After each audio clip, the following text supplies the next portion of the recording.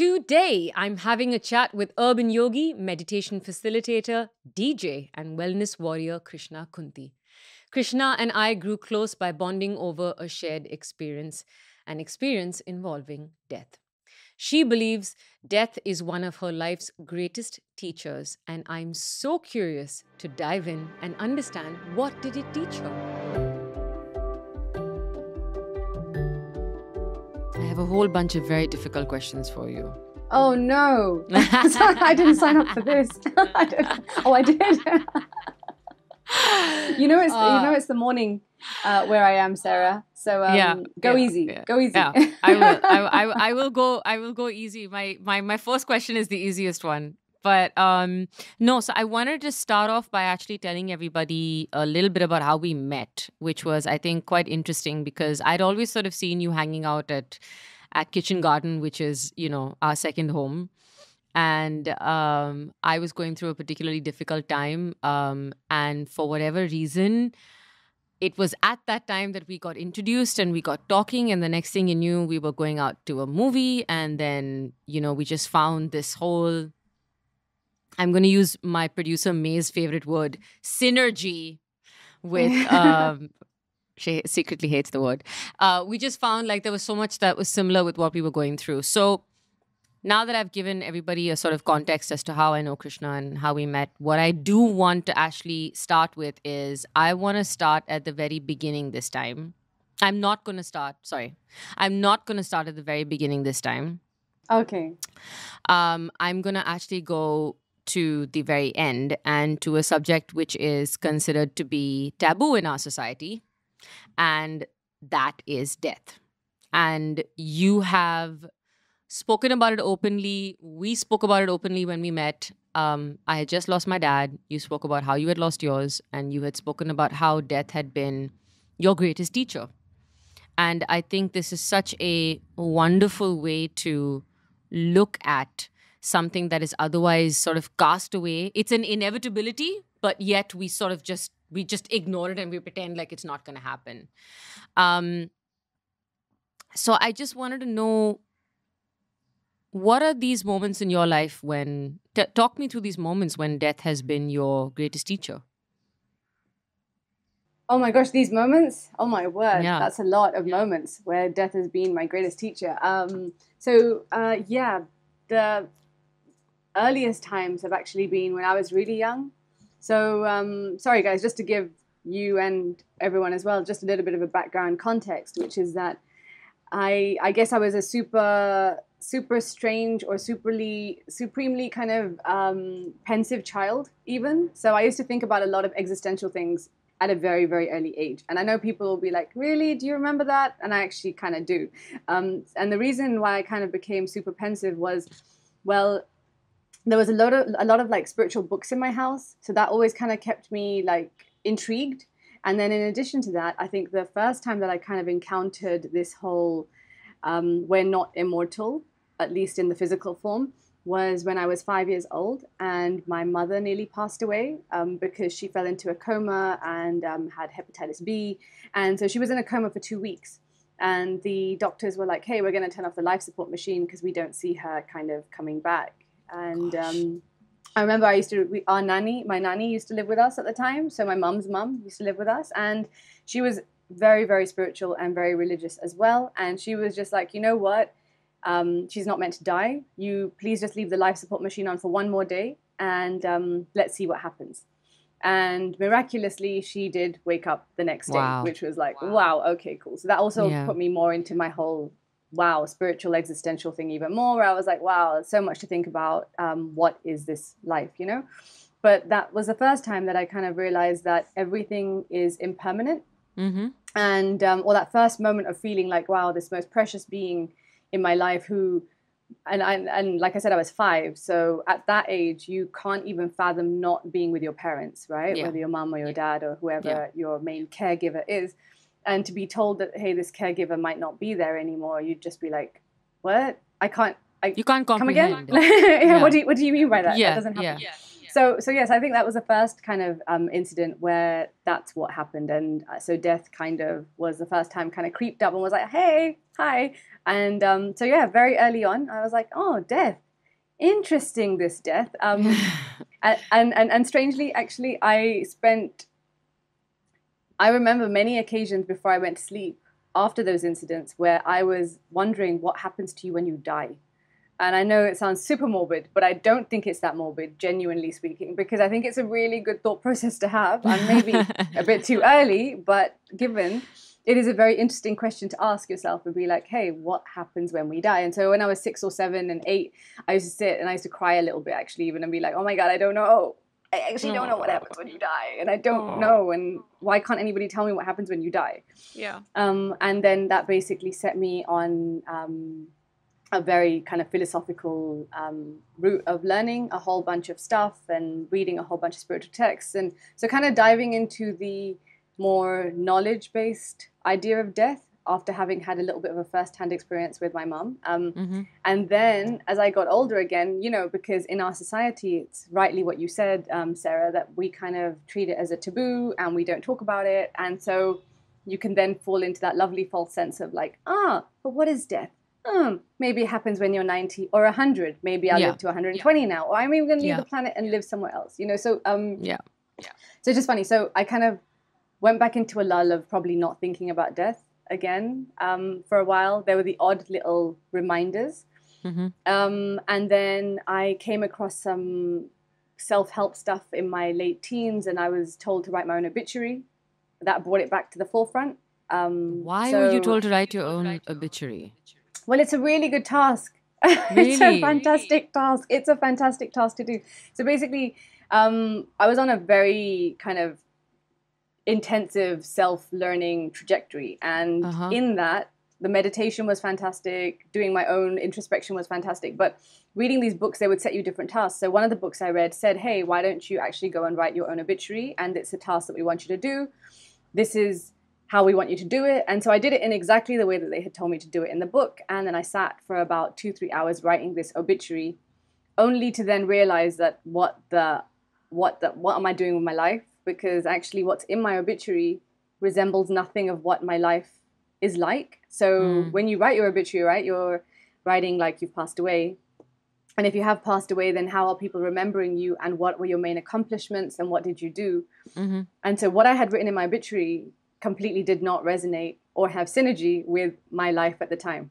Wow. And so then that kind of set me on another like trajectory of being like, oh my gosh, I need to rearrange the pieces of my life to help it resemble actually the life that I apparently want to live in my head.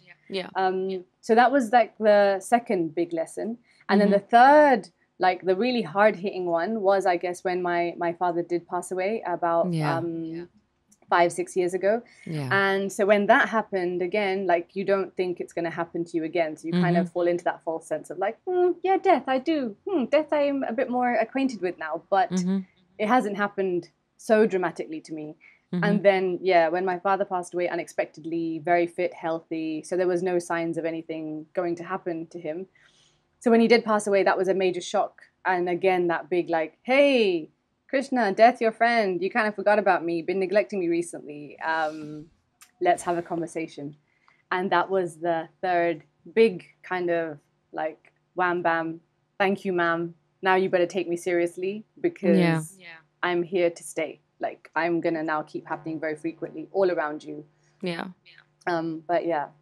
But so those are the three main things, or the main kind of incidents that have happened in my life to kind of put me on track and be like, wow, death is my biggest teacher. But then after that, what's very interesting is that when that happened, I had a very like good corporate life. I was working in the corporate space, heading up culture, people, these sorts of things. And in that, I kind of realized I love working with people. I love helping people be the best version of themselves. But this wasn't anything that really brought me a load of satisfaction. Working in corporate companies, basically. So then I kind of went about and trained and qualified as a yoga teacher. So I thought, let me take my hobbies and my interest since I was a child, which is spirituality and all these texts and, meditation and stuff, and take it seriously. And then I changed and became, like a yoga teacher, a meditation teacher, DJ, This is what I wanted to ask you podcaster. about. Yeah, this is what I wanted Yeah. to ask you about, because another very important theme in your life, and I know this, from knowing you personally and having heard your story, there seems to be the theme of impermanence, right? It's just and you seem to adapt very gracefully and sort of go with the flow. And sort of, you've done a 180-degree from being in banking to now being a wellness enthusiast, to being a wellness warrior, to being a DJ, to being a yoga instructor, to being a motivational speaker. Tell me more about this process. What was it like? And how did you find peace with just making such a huge transition? I'm sure there were pressures and questions, right? Yeah, there's this is not a tan. I'm actually brown as well. So being of, I think, South Asian origin, we will have a lot of different like pressures on us, right? Yeah, yeah. And there was a bit of pressure. Yeah. And I just think that I'm really grateful that I'm a very kind of strong-willed character. And sometimes my mother would probably refer to me as a rebel. I don't think I really am, but maybe I am. I don't know. And so I really, if I believe in something and I want to do it, I need to do it. And if something no longer resonates with me, I can't fake it. So that's kind of been a bit of a blessing. I can't say it's been a curse at all. So when I did transition from, say, banking into the wellness space, everyone was like, you do know the financial aspect of the move that you're about to make. And I was like, I got to do it. I got to do it, And even, so I was just like, I've got to do this for myself. And actually, I'm really happy I did, because even initially, if it was hard and being like, what? You paid me how much money did I make last month? That's crazy. Like I didn't. How do people live on that? That's crazy. But the good thing was it was a massively grounding experience for me. I've learned so much, and I've been so happy in doing what I do. And so I'm just like, I can't. You can't put a fee on doing something that actually makes your soul sing. I know it sounds so cheesy and so cliche or cheesy, but you can't put a fee to that.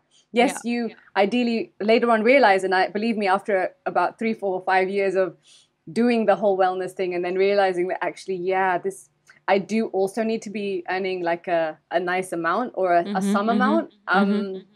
So I have kind of accepted that too, but genuinely I'm just like, but you don't understand the happiness that you feel when you do, and the sense of fulfillment, and the sense of fulfillment, and the sense of also like being authentic, and I know a lot of people talk the talk and are like, oh, you're like being your authentic self, it's so important. And I do feel like there's a lot of pseudo spiritual hippiness that's going on the planet, generally speaking, but it's fine. But genuinely, when you feel what it's like to be a little bit more of your authentic self and bring your dreams into fruition, or something that genuinely makes you want to wake up in the morning, it's a really nice thing. So it's a great space to be. It's wonderful. So it has been hard in certain parts, in the realization of certain things, but at the same time, the rewards have been pretty insanely just rewarding. So it's been really, really great. The last year was very tough, I think, also because it just it kind of brought everything to a bit of a standstill for most people and their lives. Yeah. You're kind of, what's really interesting is that you're kind of answering all the questions for me, because this was going to be what I was going to speak to you about next, which was, no, oh my God, please don't be. I'm enjoying you flow through this conversation that I had. I only spent, or Hussein rather, my producer, spent about an hour planning, but it's fine. I'm just kidding. No, but but do tell me more, because it's been a year of, in your face loss for a lot of people. And needless to say, the loss of life, the loss of livelihood, the loss of a certain kind of being, a way of being, loss of jobs. And like I said, just loss of life. And that's been really hard on people. What have you observed? What has it been like for you? So this last year, wow, what a year. My gosh. I think that, for those people who have watched Black Mirror, this was like the worst hard-hitting Black Mirror episode ever, where things that we couldn't fathom actually started to happen, right, on the planet that we're on, and still probably continue to do so in certain ways and aspects. But it's been a complete, not even just a I wouldn't want to get really violent, but it is almost like a slap in the face, and just like stop what you're doing and let's really reevaluate where you're at right now in life as a whole, as a humanity, as a race, you individually as well. So yeah, it's been intense. It's been super intense, and I myself, even being in the say the wellness space, and there were certain times where I hibernated, where at the beginning people were like, this is what we need you now. You need to stand up and actually start delivering way more. Like, come on, talk the talk now. And so at the beginning it was like, whoa, okay, I've been talking this talk, time to help people understand it, and let's try and get on the same page. But it was just so intense. It's so intense. It was overwhelming. So overwhelming, yeah. And I think after about 3-4 months, I realized that I'm also human, and I'm actually going to also need to just shut down for a little bit and just really kind of see where my pieces are landing. My life literally also, my personal experience was that everything that I was doing, I stopped for a while also, just to kind of be like, no, let's just stop everything and let's just really take stock of who you are. And what you're doing, and what you want to do next. So that was very, very interesting. And the death thing again, you know, it's a theme, eh? Well, it's not even a theme. It's a reality that we live in. And this kind of forced us to face it, like head on. And so even friends or people that I'd met over the years who would normally at parties or after parties or all these sorts of things, we were like, oh man, like you're so like, why are you so deep, man? Or like, don't, just chill. It's not a big deal. All these things that you think about. And I was just like, they were like, holy shiza. This is real. And I'm like, guys, this is kind of what I've been harping on about. I'm totally not going to do it. You know what's really funny? You told me, I remember you telling me that you developed this really dark sense of humor around the time that, you know, because, and I can say this as well because I've had first-hand experience of losing my dad pretty much the same way you lost yours, right? He was just gone, and it happened overnight, and I didn't know how to come to terms with it. And what I found really interesting is that not only do people get uncomfortable, which I understand, especially if you've not had any deep loss yourself, which I totally understand and respect. So there's that. What's also comes to me as a shock and a surprise is that you're then expected to also get over it really quickly. Like, remember I told you I had this friend of mine who like 6 months later, after my dad had passed, was like, I was telling her that, you know, I can't get a grip of what I'm doing and I'm not sure where I'm going in life. And I feel like it's still because I'm missing dad. And she's like, oh, still, huh? And I literally wanted to scratch her eyeballs out because I was just like, what do you mean, oh, still? Like, how do you... And I remember you telling me you developed a really dark sense of humor around this time. Yeah. Well, we all get our coping mechanisms, right? Yeah. And it is interesting to kind of just be like, you've got to do what you've got to do. Or, you know, hopefully not. And thankfully, I'm glad that mine was not to drink myself under the table and, you know, take on a whole bunch of like bad habits in that sense. But technically, I don't know if you can call a dark sense of humor a bad habit, to be fair, and extreme sarcasm. No. I kind of feel like, I think it's kind of... it's me probably coming into my own in some shape or form, right? Yeah. And it is. Yeah. And you realize, I think this last year also maybe has taught a lot of people, and as sad as and as tragic as the year's been, we've lost loved ones. It's made us face this taboo elephant in the room that we don't like to talk about, called death. And now let's please at least start having these conversations. But it also makes us realize that you're experiencing yourself fundamentally. And you're experiencing your own reality through people around you and stuff. So whatever you perceive it to be, that's what it will become. And I strongly believe that.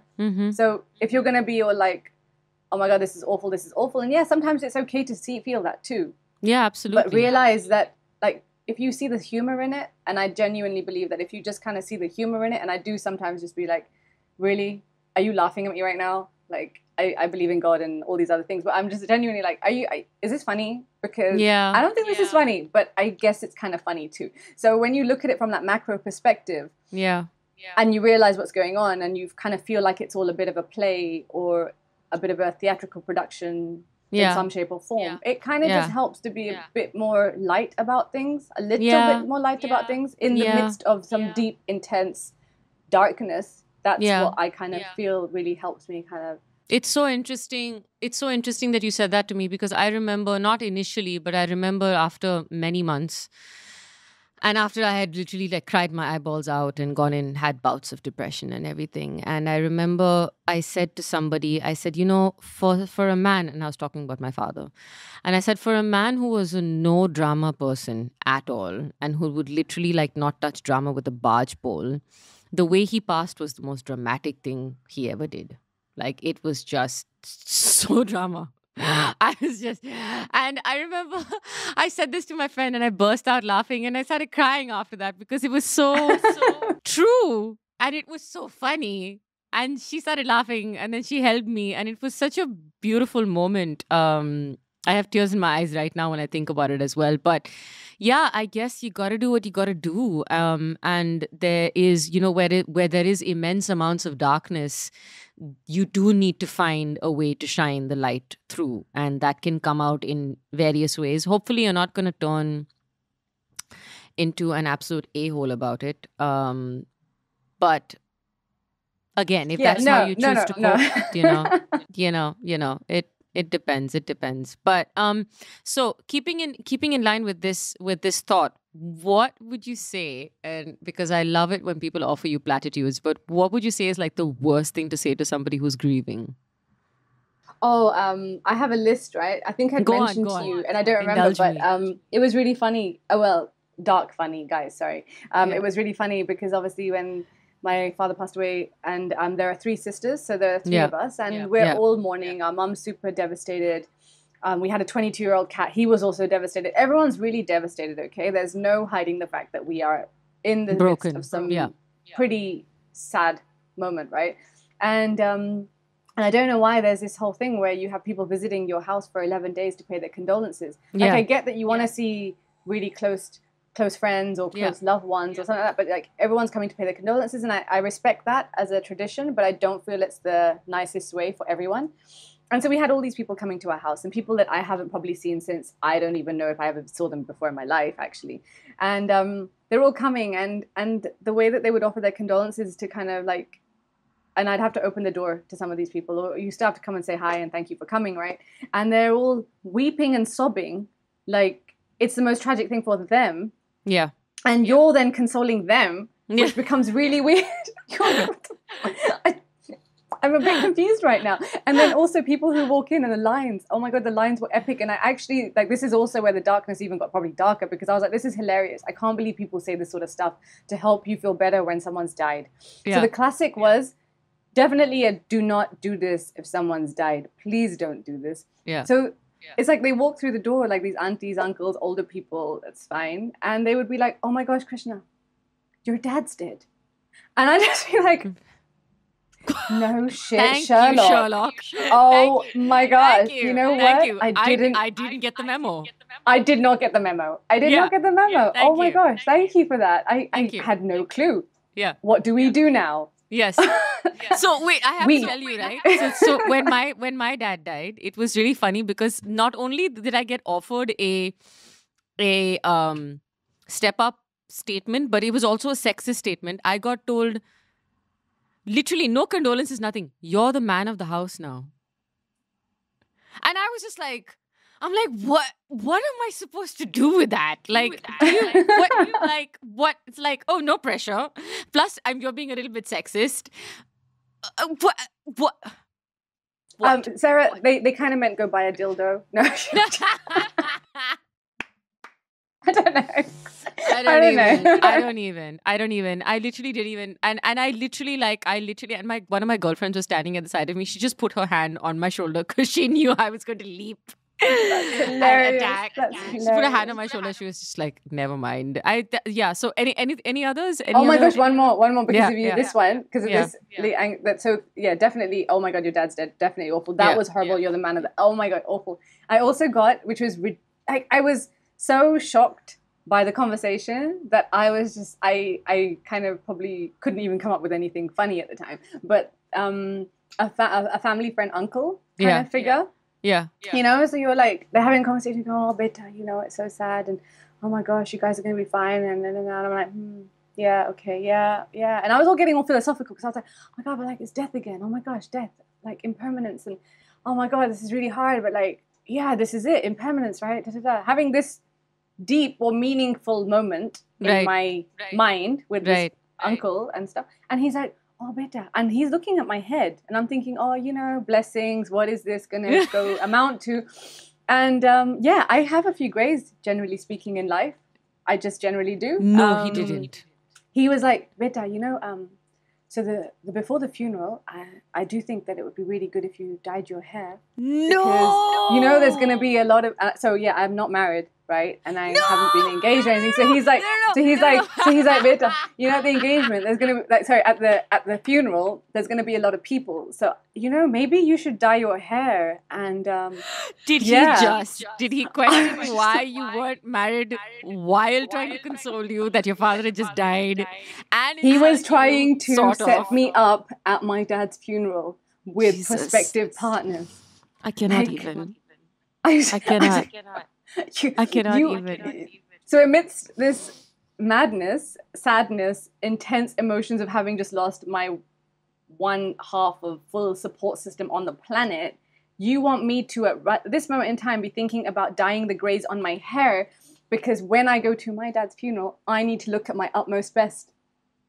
I was just like, Uncle, do you want to come and vet my outfit as well? Like, seriously, why don't we just vet my outfit and just make sure it's up to your standard? You know, I was thinking of wearing like just random trainers that day. Oh, maybe I should pull out the designer ones because, you know, I got that funeral swag. Go get a nice YSL, little black number. Make sure that it's all, you know. Oh God, I cannot even. It's unbelievable. Of course, you know, when I look back now, I think that just as much as something in me broke, and there's that momentary sort of like, it's almost like a crazy spell that you go through when nothing makes sense and everything that comes, because that happened to me, right? I was in shock for so long because I was in LA and I had to take a 17-hour flight to come back to India because he passed over here. And I remember getting into the car, my friends came and picked me up and they were like, you were making jokes because I was in shock. My brain just broke, right? There was nothing. So I guess... And I cannot believe I'm trying to console the uncles and the aunties who've said these things to us, but I guess that some part of them also just gets so awkward. And this is the reason why I'm talking to you today about death, right? Is that there's such a vast amount of awkwardness around it that you're lost for words and you'll end up saying stupid things. So these kind of platitudes, also things like be strong. Be strong is my like cringe. I just cringe. I'm like, this is not, of all the times in my life when I had to be strong, this is not one of them. Yeah. Really, lady, this is not one of them. Yeah, this is not it. But on a more positive note, how would you say, or what would you say are the few things you can do to support somebody who's grieving? You know, I would definitely second the whole. Sometimes friends, like my friends really came through for me. And I mean, in a way that I couldn't have even asked for them to come through for me. They came through for me in those sorts of ways, you know. And the things that they were doing, which were absolutely just, I couldn't fault it, which was, it was crazy. We shared the same experience on that as well, Sarah, where I found out that my father had passed away. I was in India, he was in London, and I had to jump on a flight for about 9-10 hours to come back and be facing this. When I found out, yes, I was in crazy shock and I couldn't actually function.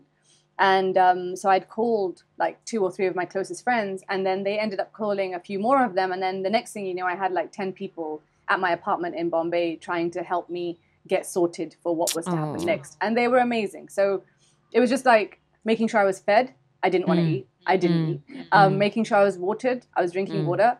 I didn't want to drink anything, but I tried. They booked my flight for me because I couldn't fathom jumping onto a computer to try and book a ticket, which was really lovely. They helped me pack a little bag. I couldn't pack a bag. I was literally like so shocked. I was just like, and a friend stood with me and she was like, you know, let's say a prayer if you want, and let me help you pack your bag. Like there was a lot of like normalness in the way that my friends were behaving, which was really useful for me. And then they're not acting so strange. Yes. But at the same time, they just did did very functional things that I kind of needed to get done, you know? And then they also dropped me en masse to the airport. And obviously on the way I was all crying and like, oh, can you please come on the plane with me, guys? And then like, 10 of us cannot jump on the flight with you right now to come to London, but you're going to do this. You're going to be amazing and you got this. And I was just like, okay. So that sort of stuff is more important than saying something that's really profound or wise. I just feel like just being there sometimes is really important. Even when I got back with a lot of my other friends after the whole funeral situation and stuff, I was still really shocked. And a whole bunch of friends would just be like, we just want to sit with you. Correct. Don't want to talk to you? Correct. You don't have to talk. Yeah. You want to talk, you can talk. Yeah. You don't want to talk, don't talk. We just want to sit with you. How's that? And I'd just be like, I want to kill people. And they were just, that's fine. That's fine. You want to kill people? We'll kill them tomorrow. But right now we're just going to sit here. How about that? And I was like, that's... So the biggest takeaway was for me, at least, that people just being there was really, really crucial. People just being there and just saying, I'm here if you need me. I'm here if you need any help. I'm here for you emotionally. I had friends messaging me daily with like funny memes and stuff. I had friends trying to make me laugh, also with their own dark sense of humor, which actually worked. You know, I had a friend pulled out a really funny joke, really dark though at the same time. And they turned around and said to me, oh my gosh, like, you know, this sucks, eh? And this is the first conversation I'm having with them on the phone after my father's passed away. And I was like, yeah, it really sucks, man. And this person had also lost their father. Mm-hmm. And so they were just like, oh, yeah, what can I say, man? And I was like, I don't know. What can you say? And they go, one down. No! I was like, I remember you saying this to me. I was like, God, what? God. One down? And they're like, one down, Krishna. Only one to go. And I was like, I don't even know what to say to that. But I cracked up. It's funny. Even to this day, I'm just like, that is so funny. You gotta have friends like this around. You've really gotta have mates like this, man. Just like, keep it real. Keep it real. And just be there. You don't always have to be saying something to fill the space. Sometimes you just want to sit with your mates and not say anything. Yeah, and just know that they're there. For me, also, the worst thing was like, I mean, I know they meant well, don't get me wrong. But some people would call every day to ask if I was okay. And I'm just like, I'm tired of answering that question to you right now because you know I'm not. Like, I'm not going to be okay for a long time to come, if not forever. So just like you said, just be there. Just be like, just drop me a message saying, listen, if you want me to call, I will. If you don't want me to call, I won't. Just know that I'm here or my phone is by my side 24/7. You know, those kind of things. Drop in the food maybe every now and then because, you know, no one's functioning. So no one's cooking. Yeah. Or thinking of eating even. Or thinking of eating either. So yeah. But listen, thank you. This is pretty much everything that I wanted to sort of speak to you about when it came to... I love the name of this episode. It's called Loss and Learnings. And this is something you came up with. And I'm gonna keep it because I think it's just the absolute perfect way to explain what we've spoken about today. So thank you, Krishna. No, you're most welcome, Sarah. Thank you so much. And just to I just wanted to kind of also just mention the whole, and when we do go through these moments, and I think a lot of people, if not everyone, has kind of gone through some very big losses of some shape or form over the last year, whether it is human beings, whether it's your career, your livelihood, and it's not cool. It shakes you up completely. But, you know, you'd asked me that question about how can I just keep changing or like reinventing myself so frequently and doing different things. Yeah. So this is the one thing that death, if there's a lesson that we can take away from it, is that it allows you to reinvent yourself. Yeah. It allows you to realize that everything is transient and everything will pass and change. And that's the one thing that we have guaranteed, which is that it's the inevitable and things are always going to be passing and changing. So therefore, why not make the most of the life that you're being given as a gift and do the things that you love as much as possible. And it's okay to keep trying different things and doing different careers as well, because I just believe we're very multifaceted beings. Mm-hmm. We're not meant to just be doing one thing in life. Mm-hmm. Most of us are not meant to be doing one thing in life because we have so many different talents. So why not explore them and fall in love with yourself by kind of living your life and kind of, living, you know, because death will come and death is going to come. Yeah. But what can you do on the day that is like your time maybe is that you'd be happy to be dying if you've lived a life that you feel you made good like moments of. Yeah. So it's a key thing. And just to kind of I just wanted to also just share with you also in the last year when everything also went like, you know, I can't say the phrase, actually, I realize it's a bit crude. But yeah, when everything went I know exactly which phrase you were going to use. Yes, let's not. I won't say that. But when everything's completely gone nuts over the last year, it's been a really Like, I was sad for the first 6 months, maybe 9 months. Okay, fine, I just stopped crying last week. But once I picked myself up and thought, you know what, just do something else. That life is giving you another opportunity to reroute your talents and think about something. And I just thought, you know what, this is a wonderful time to learn more. So I've actually gone back to uni now, and I'm doing a master's in yoga and meditation. Oh my God. To explore depth look more at you. and do some I was like, okay, let's do this. So I was like, let's learn some more and specialize some more. So if I am speaking this speak, then I'm a bit more credible and I understand it more for myself. This is amazing. I'm so I always was, impressed and inspired by you, and now just even more so. Really, just wow, No, you can change your life, man. You really can. Yeah, you really can.